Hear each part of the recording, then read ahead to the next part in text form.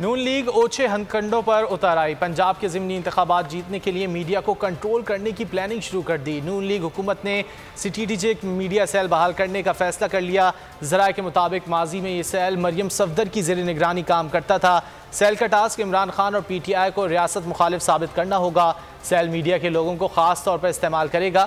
رہنما P T I Shahbaz گل نے strategic media cell کے قیام کو ملک سے غداری قرار دیا۔ نون لیگ کا وتیرہ رہا ہے کہ یہ لوگ ہمیشہ مخالفین کے خلاف ریاستی مشینری استعمال کرتے ہیں۔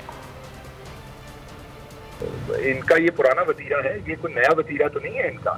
آپ کو یاد ہوگا کہ پہلے بھی مریم صفدر نے ایسے ہی ایک سیل بنایا تھا، اور اب یہ فہد حسین صاحب جو ہیں، یہ آپ کو یاد ہوگا کہ جب ہماری حکومت تھی تو لگاتار یہ تنقید کرتے تھے، اور یہ مجھے ذاتی حیثیت میں بھی بہت دفعہ انہوں نے اس بات کو کہا کہ میں آزاد صحافی ہوں اور مجھے آزاد صحافی کے طور پر ٹریٹ کیا جائے، اور یہ ہمیشہ ایسی یہ پوسچرنگ کرتے تھے کہ جیسے یہ کوئی انڈیپینڈنٹ جرنلسٹ ہے اور انہیں انڈیپینڈنٹ جرنلسٹ کے طور پہ ٹریٹ کیا جائے۔ اور ہم نے انہیں بار بار، جو ڈان کی انتظامیہ تھی، ڈان ٹی کا اس ٹائم اخبار میں تھے، میں نے ذاتی طور پر بھی اور ہمارے دوسرے لوگوں نے بھی ڈان کو بار بار بتایا، اس کے 3-4 لوگ ایسے تھے کہ یہ بالکل صحافت نہیں ہے، یہ نون لیگ کا ون سائیڈڈ اوپینین ہے جو یہ چھاپتے ہیں، اور یہ ماؤتھ پیس ہے۔ پھر وہی ہوا، سب نے دیکھا، وہ سچ ثابت ہوا۔ فہد حسین صاحب پھر پہنچ گئے وہاں پر۔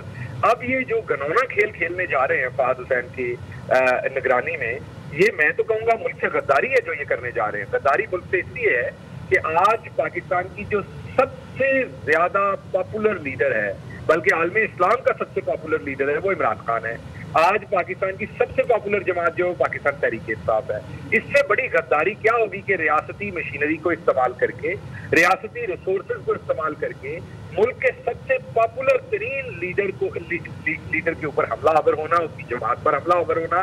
اس کا مطلب ہے کہ ملک کی جو اکثریتی رائے ہے اس کے اوپر حملہ آور ہونا۔ سبسکرائب کریں اور بیل دبائیں تاکہ کوئی خبر رہ نہ جائے۔